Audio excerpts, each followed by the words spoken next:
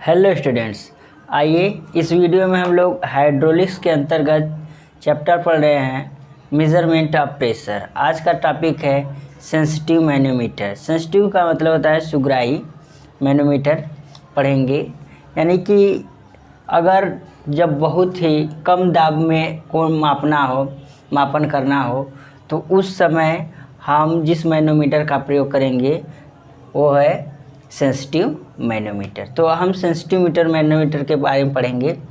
तो sensitive manometer कहाँ पर प्रयोग होता है? जहाँ पर बहुत कम मात्रा में, यानी बहुत कम लो प्रेशर को हमें मापना हो, वहाँ पर हम क्या करते हैं, सेंसिटिव मैनोमीटर का प्रयोग करते हैं। तो यह दो प्रकार का होता है, सिंगल कॉलम सेंसिटिव मीटर और इंक्लाइंड ट्यूब सेंसिटिव मीटर। तो पहले हम देखते हैं सिंगल कॉलम सेंसिटिव मीटर क्या होता है। यह यूट्यूब मैनोमीटर का सुधरा रूप है जिसकी एक भुजा की काट के क्षेत्रफल से लगभग 100 गुना रखा जाता है, जिसे अधिक काट वाली भुजा में थोड़ा परिवर्तन से कम काट वाली भुजा के द्रव तल में काफ़ी परिवर्तन होता है। यानी कि इसमें क्या होता है, जो जैसे यूट्यूब मैनोमीटर था तो उसमें जैसे यही यूट्यूब मैनोमीटर कुछ इस टाइप से था, तो इसमें जो ट्यूब लगा होता था उसमें सेम व्यास, पूरा व्यास क्या होता था, समान व्यास की नली लगी होती थी। लेकिन जो ये सेंसिटिव मैनोमीटर क्या होता है कि इसमें एक ट्यूब क्या होता है, बीच में एक बेसिन लगा दिया जाता है जिसका व्यास क्या किया जाता है, लगभग जो नली रहती है उसके व्यास से लगभग 100 गुना अधिक रखा जाता है। क्यों रखा जाता है?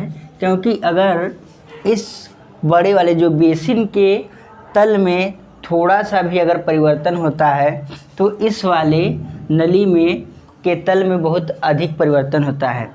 इसको हम समझते हैं एक उदाहरण के माध्यम से। जैसे हमने देखा हुआ है, जैसे मान लेते हैं कि यह क्या है,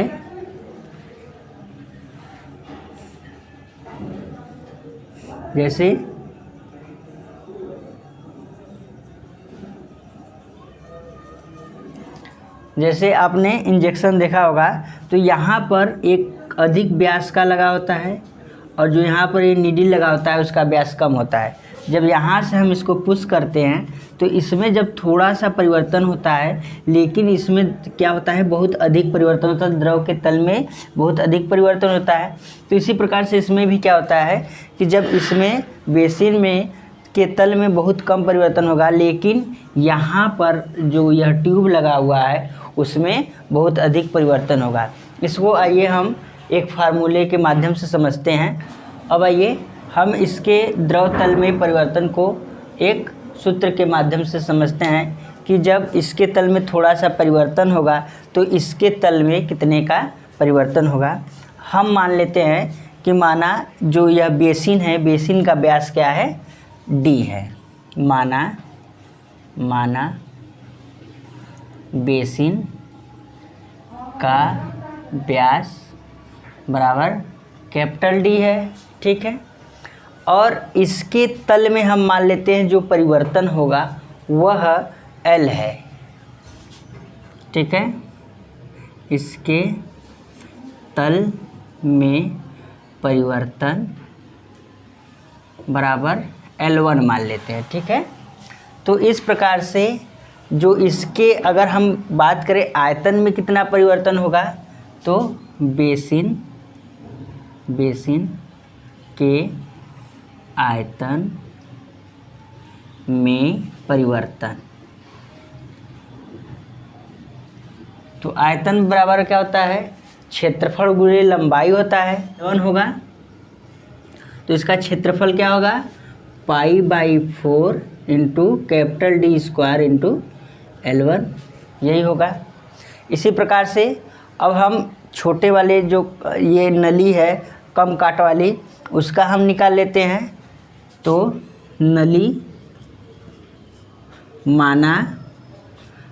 का व्यास बराबर स्मॉल d मान लेते हैं और इसमें द्रव तल की जो इसमें जो द्रव तल का चढ़ाई होगा या ऊंचाई होगा, मान लेते हैं इसके द्रव तल में जो ऊंचाई होगा हम मान लेते हैं L2 है।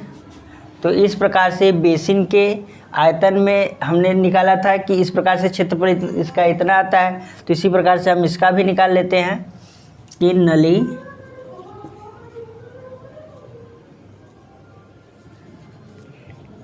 के अंदर द्रव का आयतन कितना हो जाएगा, जो इसका अनुप्रस्थ काट का क्षेत्रफल है पाई d²/4 इंटू लंबाई इसके जो जितना इसके आयतन में क्या होगा, जितना लंबाई चढ़ा होगा पानी, तो यह L2 हो जाएगा। तो अब क्योंकि जो यहाँ पर परिवर्तन होगा, जितना जो यहाँ पर जितने आयतन में परिवर्तन होगा उतना ही आयतन इसमें भी अंदर चढ़ेगा। तो हम यहाँ पर लिख देंगे बेसिन के द्रव के आयतन में परिवर्तन बराबर नली के आयतन में परिवर्तन, नली के द्रव के आयतन में परिवर्तन। अब हम क्या करेंगे, मान को रख देंगे। तो मान रखेंगे π/4 d² L1 इक्वल टू कितना मान हो जाएगा।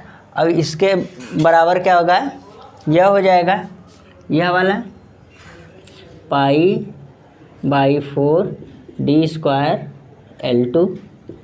तो इस प्रकार से π/4 कैंसिल हो जाएगा। तो क्या बचेगा, D² L1 बराबर d² L2। यहाँ से हम क्या कर सकते हैं, L1 बराबर क्या हो जाएगा, d² D²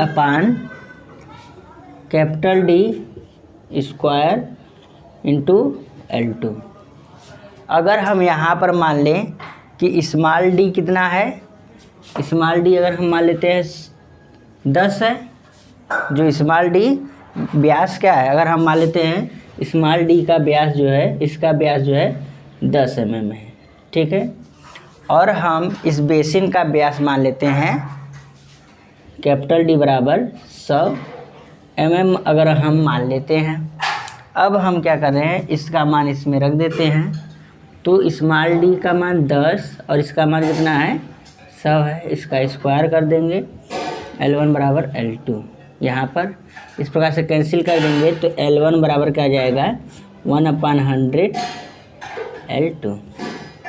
तो इस प्रकार से हम यहाँ पर देख रहे हैं कि एक संबंध मिलकर आया है कि अगर इसमें यानी कि जो बेसिन के अगर द्रव तल में 1 mm का परिवर्तन होगा, तो यहाँ पर जो द्रव तल में कितने का परिवर्तन हो जाएगा, 100 mm का परिवर्तन। यानी कि इसका अगर इसमें थोड़ा सा भी परिवर्तन हो रहा है तो हम देख रहे हैं कि जो द्रव की नली है इसमें बहुत अधिक परिवर्तन हो रहा है।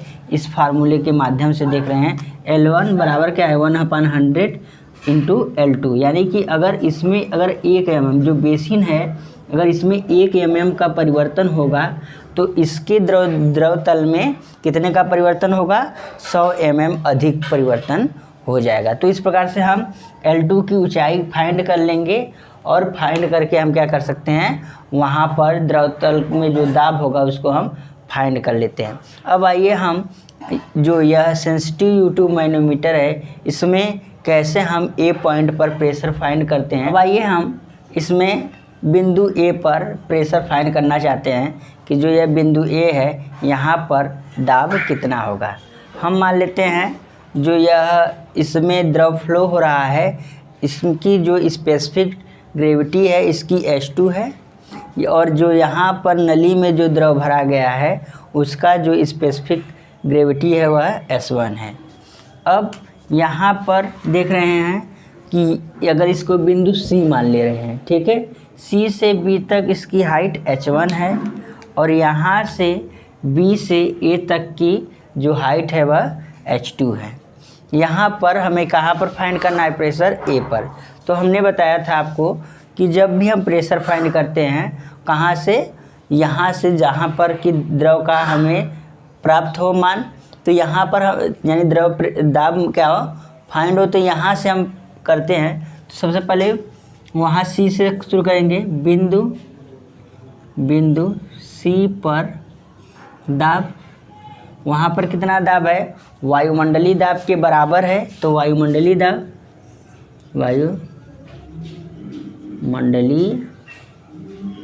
दाब। और यहाँ पर जब वायुमंडलीय दाब 1 होता है तो वहाँ पर गेज प्रेशर कितना होता है? 0 होता है, यानी C पर दाब कितना है? 0 है। अब हम C से नीचे चलेंगे B तक, यानी बिंदु B पर दाब, बिंदु B पर दाब। तो बिंदु B पर दाब यानी जब हम ज्ञात बिंदु से नीचे चलते हैं तो जो ऊंचाई लेते हैं, जो दूरी लेते हैं वह कैसा लेते हैं? पॉजिटिव लेते हैं। तो इस प्रकार से हम लिखेंगे H1 के कारण दाब। तो H1 के कारण दाब क्या हो जाता है? 0 प्लस जो C पर दाब है, फिर यह H1 के कारण दाब कितना हो जाएगा? H1 S1। तो C पर दाब कितना आ गया? H1 S1। अब हम कहाँ पर दाब फाइंड करेंगे? A पर फाइंड करना चाहते हैं, तो यानी कि हम ध्यान देंगे यहाँ पर कि हम ज्ञात बिंदु से जब ऊपर चलेंगे तो ऋणात्मक चिन्ह निकालेंगे। तो अब क्या करेंगे? बिंदु A पर दाब, ठीक। बिंदु A पर दाब कैसे निकालेंगे? बिंदु B पर दाब, बिंदु B पर दाब माइनस, अब यहाँ पर B से ऊपर चल रहे हैं तो माइनस लेंगे, माइनस H2 के कारण दाब, H2 के कारण दाब। तो बिंदु B पर दाब हम देख रहे हैं कितना है? H1 S1, और H2 के कारण क्या हो जाएगा? H2 S2। तो इस प्रकार से A पर दाब कितना आ गया? H1 S1 minus H2 S2। यह किस में आएगा? पानी के स्तंभ में आएगा। किस में आएगा? पानी के स्तंभ में यह दाब आएगा। तो इस प्रकार से हम क्या करेंगे? यहाँ पर बिंदु A पर प्रेशर को हम फाइंड कर लेंगे। अब आइए हम लोग इंक्लाइन ट्यूब सेंसिटिवमीटर को देखते हैं। इसमें क्या होता है? इसमें भी एक बेसिन लगा होता है तथा इसमें जो ट्यूब लगाता है वह कैसा लगता है? तिरछा लगा होता है, इंक्लाइंड लगा होता है। तो इस दशा में क्या होता है कि जब इसमें यहाँ पर देखेंगे कि जब इसके आयतन में थोड़ा सा है परिवर्तन होगा, यानी कि इसमें इसके हाइट में थोड़ा सा भी परिवर्तन अगर होगा तो यहाँ पर जो द्रव होगा वहाँ पर बहुत अधिक, इसमें क्या होता है? नली में बहुत अधिक परिवर्तन हो जाएगा। तो इस दशा में हम क्या इसमें फाइंड करते हैं? एल की लंबाई को ही माप करके हम क्या कर लेते हैं? इसमें प्रेशर फाइंड कर लेते हैं। अब आइए हम इसमें जो यह इंक्लाइंड सेंसिटिव मैनोमीटर है इसमें हम कैसे बिंदु A पर प्रेशर फाइंड करते हैं इसको हम लोग देखते हैं। यहाँ पर देख रहे हैं कि जो ये अल्फ़ा कोण है, यानी कि ये जो इंक्लाइंड जो ट्यूब लगा हुआ है यह अल्फ़ा कोण है और इस अल्फ़ा कोण का मान 4 अंश से अधिक होना चाहिए। 4 अंश से क्या होना चाहिए? से अधिक होना चाहिए, ठीक है। 4 अंश से क्या होना चाहिए? अधिक होना चाहिए, इससे कम नहीं होगा। तो इस दशा में हम क्या कर रहे हैं कि यहाँ पर बिंदु A पर हम प्रेशर फाइंड करना चाहते हैं। तो यहाँ पर हम देख रहे हैं कि इनके यहाँ पर जो दाब अंतर कितने का है? H का अंतर है, ठीक है। यहाँ पर एक दूसरे घनत्व का द्रव भरा हुआ हम मान लेते हैं, इसको S1 मान लेते हैं और इसको S2 मान लेते हैं। जो स्पेसिफिक ग्रेविटी इसका S1 है और इसकी H2 है। तो अब हम यहाँ पर देख रहे हैं कि एक ट्रायंगल बन रहा है, इसका हम एंगल मान लेते हैं कि यहाँ पर ये अल्फ़ा है। तो कुछ इस प्रकार से यह ट्रायंगल बना हुआ है, हम देख रहे हैं।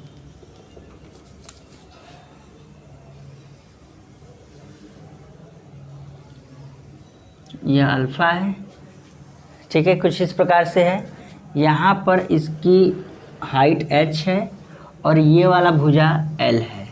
तो अगर हम यहाँ पर देखें तो साइन अल्फ़ा बराबर क्या हो जाएगा, लंब बटा कर्ण होता है। तो लंब क्या है यहाँ पर h है और कर्ण क्या है l है। तो h बराबर हम क्या लिख सकते हैं, l साइन अल्फ़ा, ठीक है, हम लिख सकते हैं। तो अब आइए हम क्या कर सकते हैं, इसको सॉल्व करते हैं। कैसे हम प्रेशर फाइंड करते हैं, हम प्रेशर कहाँ से निकालना शुरू करते हैं, इस जहाँ पर वायुमंडल में एक सिरा खुला होता है वहाँ से हम शुरू करते हैं। तो बिंदु C पर दाब हम निकालते हैं, ठीक है, बिंदु C पर दाब, बिंदु C पर दाब क्या हो जाएगा, 0 हो जाएगा, ठीक है। अब हम कहाँ पर आएंगे, बिंदु B पर, बिंदु B पर दाब। अब किसके कारण होगा, इस H के कारण यहाँ पर प्रेशर होगा।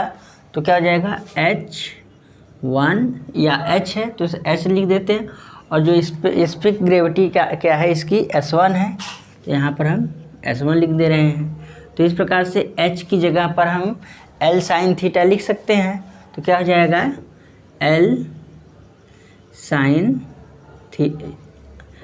अल्फ़ा, L साइन अल्फ़ा लिख सकते हैं और S1। तो ये क्या हो गया, L S1 साइन अल्फ़ा। इसको हम लिख सकते हैं, कहाँ पर आ गया प्रेशर, B पर। हमें कहाँ पर फाइंड करना है, A पर। तो A पर दाब, A बिंदु A पर दाब कितना हो जाएगा। अब चूँकि B से हम क्या कर रहे हैं, ऊपर चल रहे हैं, तो क्या हो जाएगा माइनस, यानी बिंदु B पर दाब, बिंदु B पर दाब माइनस यह H डैश के कारण, H डैश के कारण दाब। तो बिंदु B पर दाब हमने फाइंड कर लिया, कितना है, L S1 साइन अल्फ़ा। और यहाँ पर क्या हो जाएगा, माइनस H डैश S2। तो इस प्रकार से कहाँ पर आ गया, बिंदु A पर प्रेशर हम फाइंड कर लेंगे। और एक किस में आएगा, पानी के स्तंभ में। तो इस प्रकार से हमने आज क्या देखा इस वीडियो में हमने सेंसिटिव मैनोमीटर को देखा कि सेंसिटिव मैनोमीटर से हम किस प्रकार से प्रेशर को फाइंड करते हैं। जहाँ पर बहुत कम प्रेशर को मापना हो, जहाँ बहुत कम प्रेशर की वैल्यू हो, वहाँ पर हम किसका प्रयोग करते हैं, सेंसिटिव मैनोमीटर का। यह 2 प्रकार के होते हैं, हमने इसको अभी पढ़ा। तो इस प्रकार से अगर आपको कोई डाउट हो तो आप कमेंट कीजिए। अगर अभी तक चैनल को सब्सक्राइब नहीं किया है तो सब्सक्राइब कीजिए तथा अपने दोस्तों के साथ अधिक से अधिक शेयर कीजिए। फिर हम अगले वीडियो में मिलेंगे, तब तक के लिए धन्यवाद।